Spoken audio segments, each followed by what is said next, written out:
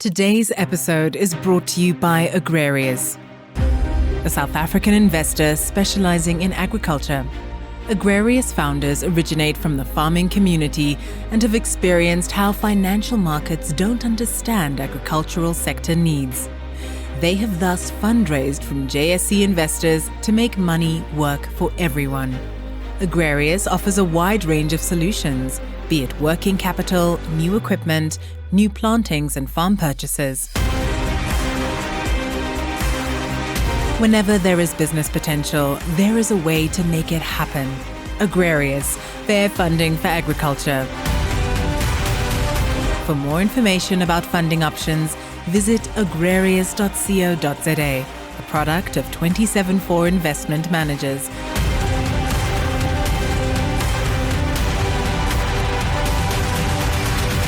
An authorized financial services provider, 31045.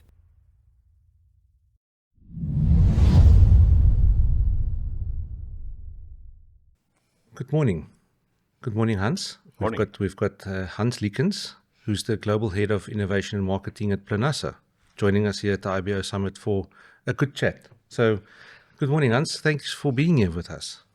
Welcome. And yes, it's really nice to have you here. Would you please just give us a little introduction about who is Hans and what does he do? Thank you.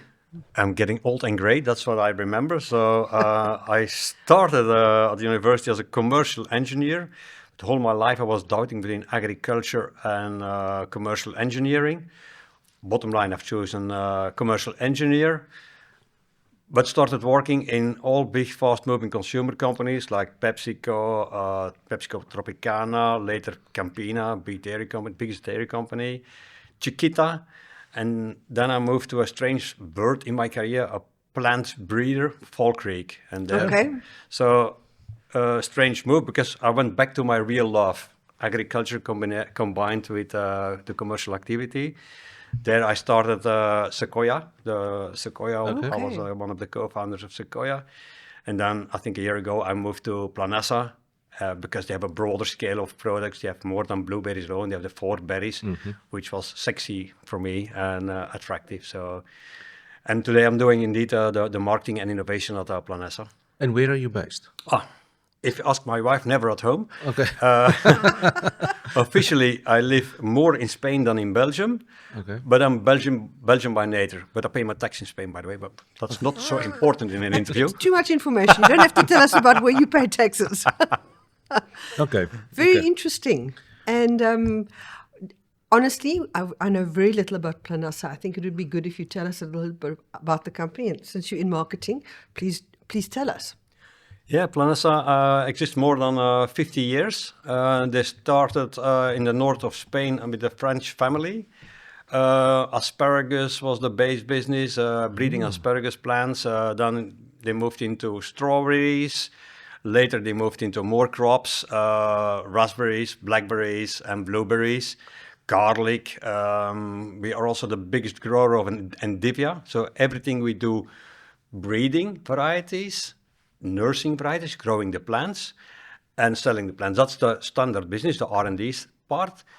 But we have one exception, is we grow also endivia, wheatloaf.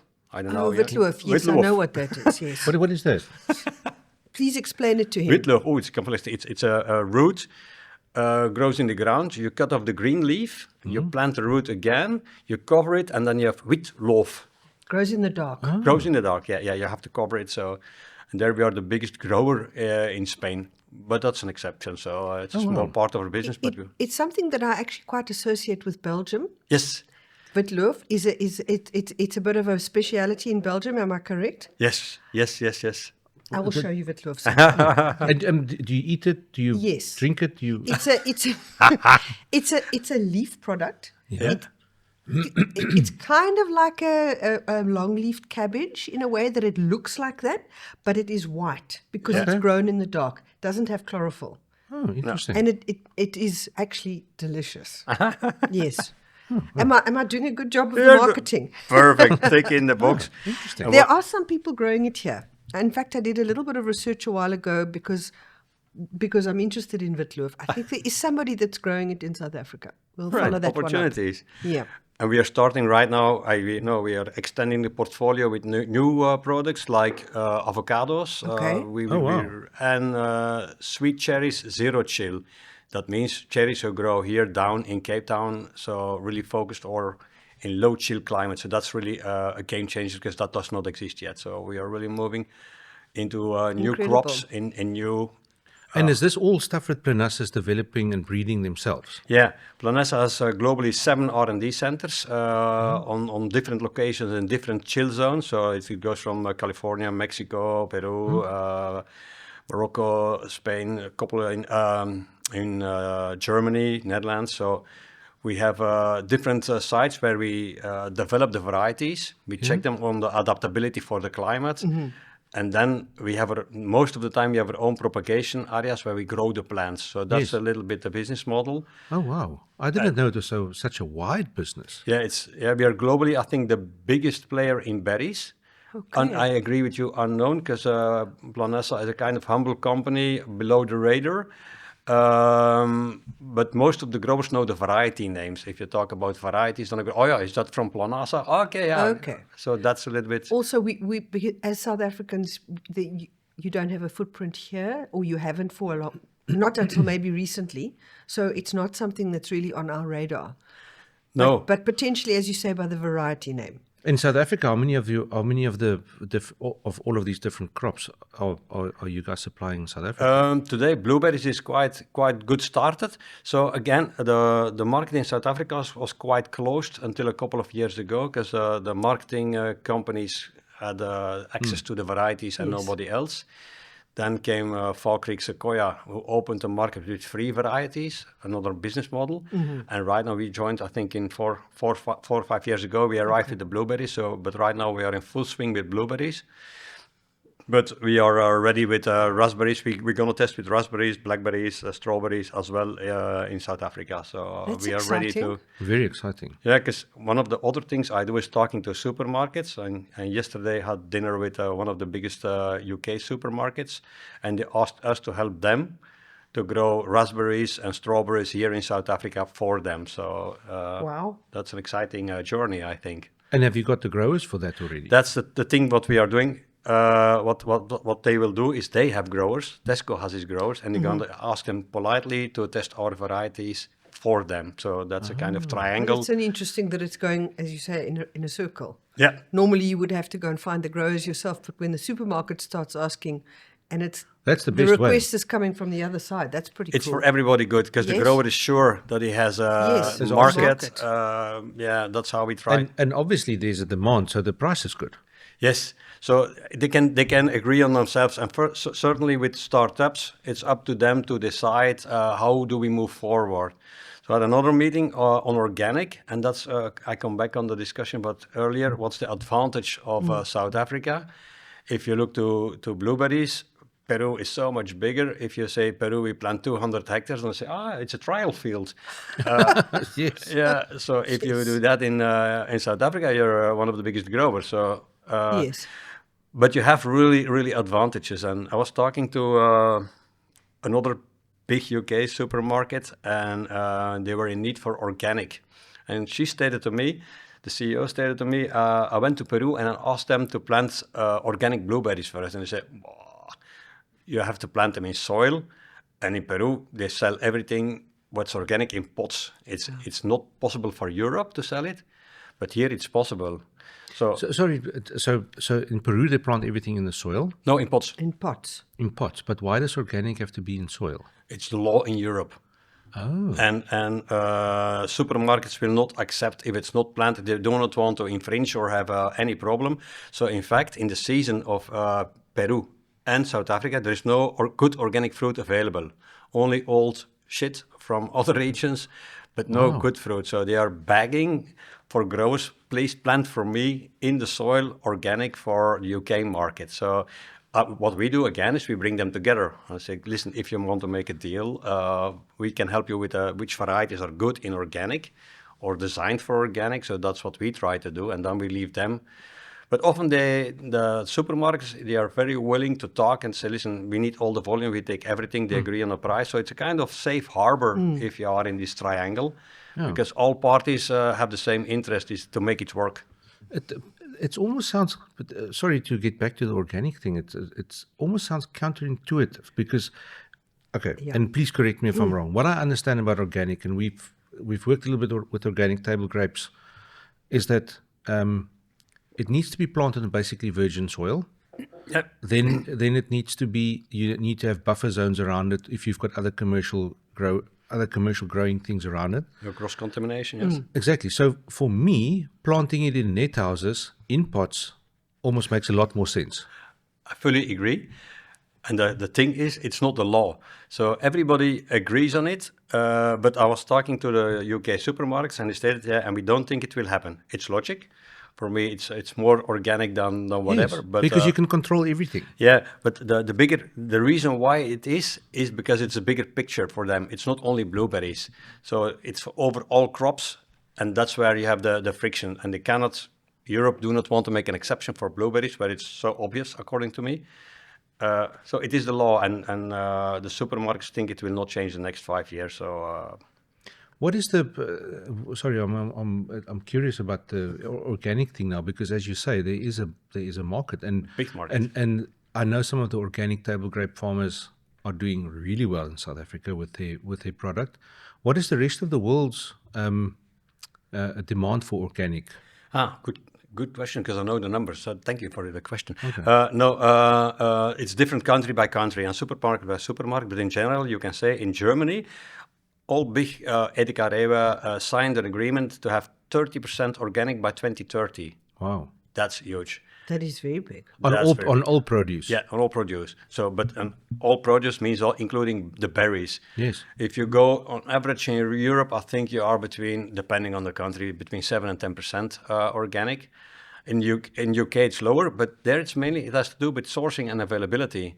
So they say we can easily double organic if you have the product. So it's a give and take exercise, and of course they have to be able to pay the price premium as well. So that's the thing which has to work. But what today therefore it's good when you talk with these guys. Say if today you sell a bad quality organic fruit from Poland, and you have to pay more for it as a consumer, and you have worse quality, that's not a business model. So they understand if you can have high quality from South Africa, we have to pay more for it. So but it's a nice and open conversation when you do it in a small circle and connection. So You said That is exciting. And just also, I wanted to comment that in the work that we've done previously with organic things, what I found interesting, and I'm not sure if it is still like that, but if you are growing for the market in Europe or the UK, in South Africa, you're actually sticking to European laws on organics, not South African laws. That's it. You're actually sticking to the laws of the country where you are selling, not where your stuff is being produced. No. So the market is telling you what to do. So if you want to go there, you need to give the market what they want. Yeah. Is that correct? It's 100% correct. You can think whatever you want, but if the market doesn't read it like it that way, then it doesn't fly. So it's same with flavor. You have different flavor profiles now and then for berries. Yeah, it's not what you like, but what your final customer likes. That's the way we have to look to the market.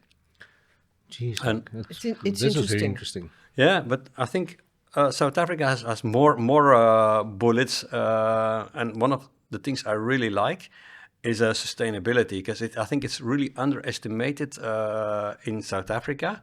But you have a big advantage here, because most of the European supermarkets want to source close to home.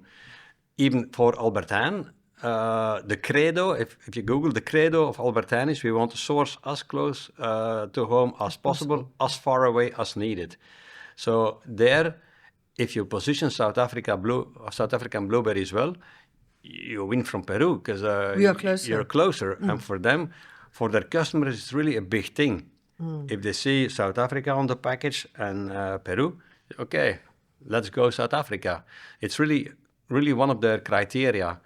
Second thing is we did kind of research, a lot of research in CO2. If South Africa, what they do more and more, ship by boat, the carbon footprint from Cape Town to Rotterdam is lower than from Morocco to Rotterdam or from Poland to Rotterdam. Really? Yes, because the last two go by truck, and the carbon footprint of a truck is much higher than going by boat. If you go by aeroplane, you don't play. You lose the game before you start. That's not an option for Albert Heijn. They will not accept air traffic. They will go by boat. But I think it's a huge USP with the new genetics, who gives longer shelf life. You can use the boat. And in Europe, sustainability is a big thing. So I think this is maybe a hidden advantage of South Africa, but I think you have to use that one. So interesting that, you would think globally, if you just look at the distance, that would be the story. But now you're talking about the mode of transport. Yes, obviously aeroplane. But so ship, even though... I think it goes by the per unit amount of... Yes. If one berry is exactly what I was 1 thinking. gram of CO2 on a truck, you can only put 1,000 berries in, for instance. 100% But you can put 1 million understand. on a ship. But it's an interesting perspective that I've never seen described like that. So thanks for that.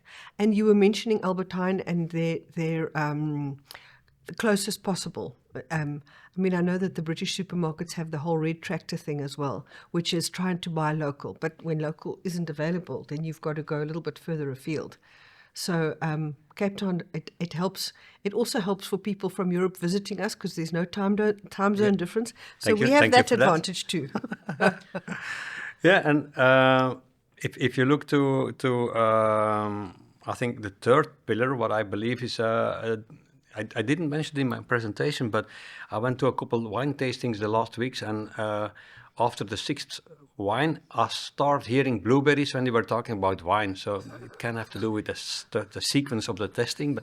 But it was funny. If you replace, really, but you have to try it, not a 6th wine, but if you replace the word wine with blueberry, then it makes a lot of sense. I think these sommeliers are so good in explaining, hey, this wine is much better because you have the cold nights, this side of the mountain, and Peru doesn't have this. So the big competitor, let's say it's Peru, and you have more flavor. South Africa has a better flavor. But please use your sommeliers to bring the story, to say, wow, South African blueberries, or it can be the same variety than in Peru, but taste the difference. And the sommelier will say, if you try this berry, it's grown by that mountain, you will taste a little bit, you know the guys, how Yes. peach and whatever. They spin a lovely story. They spin a lovely, but it's you true. taste it when you tell it. Yes, it's true. And interestingly, somebody else mentioned yesterday that Southern Africa has an incredible flavor profile, which is different to elsewhere in the world. That's interesting for us to hear, and good news. And I think you have to promote it, because what we do right now is it's like, imagine you sell wine without a label on it, and you get 6 bottles. What do you buy? The cheapest, because what's the difference? It's wine. But if you can explain, hey, this is a specific product, comes from South Africa, story. And I think this is a unique opportunity, according to me, for South African blueberries. So, And how many? Okay, we had the Blueberry Summit, so blueberry is obviously the topic of discussion. that helps. But your other things that you do, like asparagus and avocados now and cherries, when is that coming into South Africa? It will be a cascade. So it has to do with variety protection, of course, a quarantine period. I think the next things which will come to South Africa, I believe, will be raspberries. Yeah. Blackberries and strawberries. That will be the next 3. I think there we are pretty ready to move on. That means we pass the quarantine period. Yes. We are ready to start testing with growers, and then we have to decide if it works and growers are happy and consumers are happy. We can do the transport to other countries, so that we have to see that works. That will be those 3. I think avocados and cherries, we will launch them in I think 2-3 years from now, and then we have to pass the quarantine period. So that might take a year or 5. So, but we try to do as much as possible in parallel, of course. But let's give it a shot, 5 years, something like that. Okay. And asparagus is something which is not very well known or widely grown in South Africa. So what are you guys foreseeing with the asparagus into South Africa? I'm very curious about asparagus. I love asparagus, and I've actually got quite a bit of asparagus in my garden that I've planted. You planted them, yeah. So I've been watching them closely. So I'm curious about that. Yeah, for us it's a niche market. It's small. It has less attention for us today, but that's globally because asparagus is a quite complex breeding program because it takes long before you know what you get. Yeah, yeah. Yes. It's And- similar as a tree crop because it's 3 years. Yes. Before you can I've harvest. been lucky with my asparagus in my garden. I planted tiny seedlings November last year. They're pushing shoots like this. Whoa, that's fast. Yes. Maybe we have to have your genetics. I don't know. I bought them at the local nursery. I saw them standing there, and I bought some. But it is such a lovely product, and it's something which it's a huge luxury for us. It's expensive in the supermarket. So, I think you're onto something good there. And if it's growing in South Africa, it will definitely create a buzz and excitement. Yeah, because we have are the white ones or the green ones? Green ones. The green ones. Okay. Yeah. I think there we have genetics, and if they grow in Mexico and Peru, I assume they will grow in South Africa as well. For something like, sorry to interrupt you, for something like asparagus, would you be selling the plants or would you be Seeds. selling seeds? Yeah. Yeah, it depends on the crop where we are in. So in some crops we work with nurseries. We sell seeds. So you sell it to the nursery, and the nursery then sells the plants. Yeah. Okay. Or we have an agreement with the nursery. They grow with our seeds. So that depends on. We have different business models in different countries. But in this case, most of the time we sell the seeds and then they do the thing. So strawberries, we are also moving into strawberries from seeds. So we bought another company in the Netherlands. It might be game changing, but also this is R&D and business development innovation in the pipeline. So we do it already. We export a lot of seeds to Japan, whatever. Because if you go further away, then it's good to have seeds. You can't ship plants, quarantine. So seeds is much easier to do this type of thing. Yeah. Jan, back to blueberries. You said before we started chatting that you'd had a presentation to growers in South Africa about the advantages of growing blueberries, and the South African perspective and opportunity that you see. We've kind of touched on it, but maybe you want to expand on that a little bit. Yeah, I think the good position of Planasa is we have the 4 crops. So I think globally I'm in contact with 400 people within supermarkets globally. So we get a lot of feedback what they need, and that makes that we can say rather sharp what are the advantages. So I think what I stated, the first thing is sustainability, of course, the CO2 advantage close to home. The second is you can grow organic and others will not do it in the same time window, so that's an opportunity. The third one, taste-wise, I think you are the winner because of climate and origin. I think the fourth one is availability. So a supermarket want to have 52 weeks fruit. South Africa really fits in a nice window. You are competing with some. You have always competition, but you're a nice part of the puzzle of being 52 weeks in supermarkets, because you can grow from Limpopo until Cape, so you have a long season of fruit. And then you've got Zimbabwe and Namibia as well. Yeah, and if you have Zimbabwe, you add Zimbabwe and Namibia, then you make the season really long. So it's becoming really, and if you complement that, and for example, with Morocco, both Africa covers the European needs, so it's becoming very interesting with a closed loop. So I think these are the sharp and big advantage. And the last one, but not least, is I call it a one-stop shopping supply reduction. All supermarkets tell me one of their KPIs is reduce suppliers. And if you have grapes, you have citrus, apples coming from South Africa, and you can add blueberries. For a buyer, it might be a nice win, you know. Yes. He gets his KPI because he can skip another one, so that helps as well in the way of operating and thinking. So I think one-stop shopping, supply reduction, also a nice one. Very nice. And then another obvious question that we need to ask under the circumstances, we are at the IBO Summit. Tell me, what is the importance for Planasa and for your sphere of influence? Tell us about the importance of the IBO and the significance of the summit. I think it's the summum of the year or the 2 years to on networking. We are all here. I think the blueberry world is here present. It's good for us to show who we are, but what's for me as person more important is the networking, because I'm a strong believer in working together, and I think the IBO is the definition of that. So Cord Brazelton was my CEO until a year ago. You heard him talking about segmentation. You see other people talking more and more about segmentation, and I'm a strong believer of segmentation in blueberries. Today we eat blueberries, a blue ball, and we eat it. Like, if you look to tomatoes, 10 years ago you had a tomato, whatever. Today, if you get a shopping list from your wife, there is I need a cherry tomato for the kids, I need a snacking tomato, I need a cœur de bœuf for my salad, and I need the other tomatoes to make soup or whatever, sauces. Yes. Okay, fine. And you don't mix them up. I come from the fast-moving consumer world, and I give my best example. My grandparents had Sunlight soap. Brilliant product. They did everything with it. They washed them, their hair, their whatever. Mm-hmm. I invite you today to find Sunlight soap. Yeah. But that was the tomato. One product fits all. But today, if you run out of shampoo for whatever hair, and your wife calls you under the shower and say, "No worries, I still have shampoo for the dog." It's the same product. Do you think it will work? Nope. So I think this is product segmentation, and I think we can do the same in berries.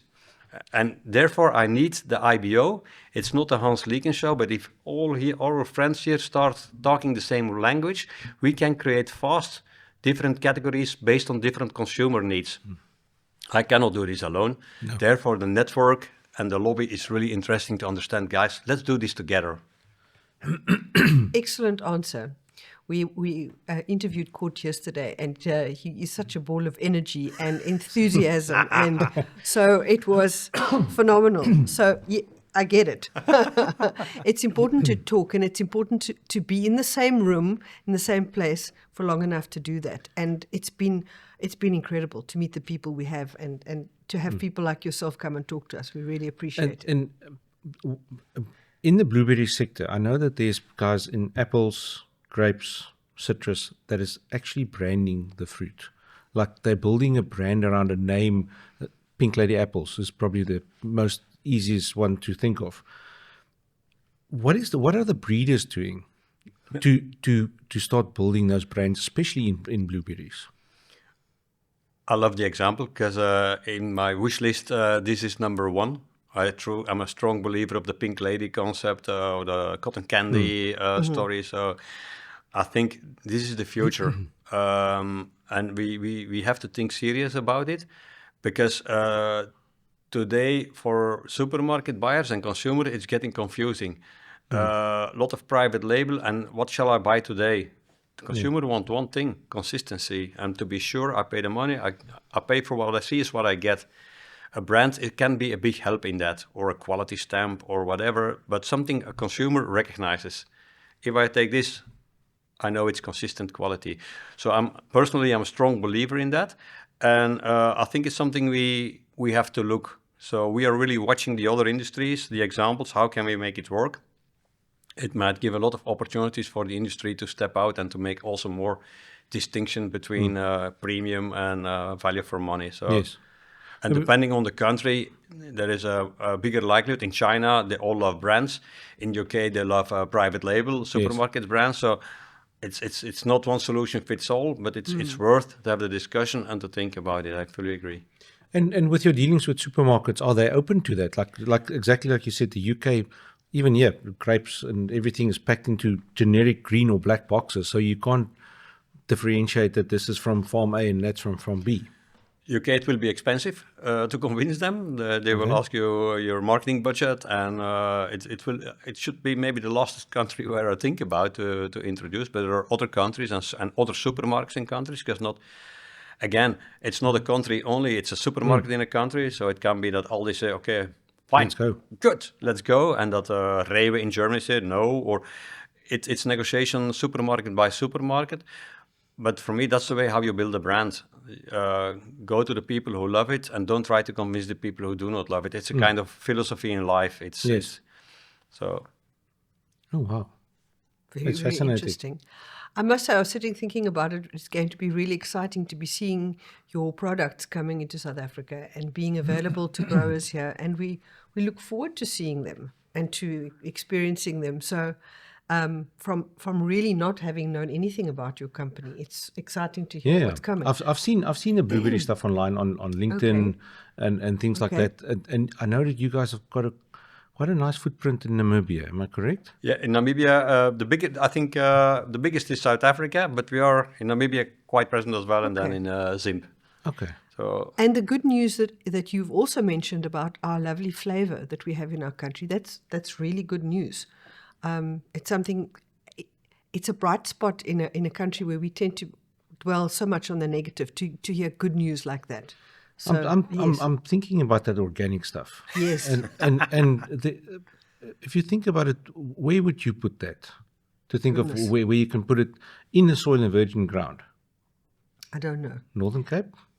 Probably if you've got water, but that's Planasa's problem. We'll come and have a look and see. We'd love to keep in contact and actually see how things develop. Do you have a particular message for South Africa, for the agricultural sector, about your products and your company and looking down the road? I don't know. It's an opportunity if you have something you'd like to say. yeah, I think believe in yourself. I think for me, South Africa as a country and in general, blueberries in specific, you have so many opportunities and nice cards in hand. If you shake them in the right order, I think you have a reason to exist as one of the leading blueberry growing countries. Wow, what a sentence! That was a very good one, and it's good to hear that. It's good to hear about opportunities, and I think you're right. I think we sell ourselves short a little sometimes, and if there's opportunities there, and as you say, the carbon footprint, if it goes by ship, is less than a truck across Europe. Never thought about that, but it's very good. So we have a tradition on our podcast, and that's when we kind of wrapping up. The very last question is a question from somebody else that was a previous guest that leaves a random question for the next guest. So now it's your turn to get the question. I've got a whole lot here from previous podcast guests that was nothing to do with IBO, but this one is actually quite nice. So blueberries is a very delicate fruit. You need to harvest it by hand. There is machine harvesting and things like that. But let's take, well, obviously in a blueberry context, but let's look at other fruit also. Do you think people will pay a premium for a fresh produce thing if you use the term handpicked? I know they do it in some countries. I think you can make something out of it, but then you have to promote it heavily. You have to make it very clear. I think today it's still too early because most of the fruit is handpicked. But the consumer might not know it. Yeah, that's it. And I think if you start with that early and you make it big enough, I think it can be a USP. Yeah, because especially in South Africa or Southern Africa, labor is relatively inexpensive versus the rest of the world. Yeah, so you could, and available. And it could have the connotations of looking after the You're helping community. someone. Yeah. You're helping someone by buying something they picked by hand.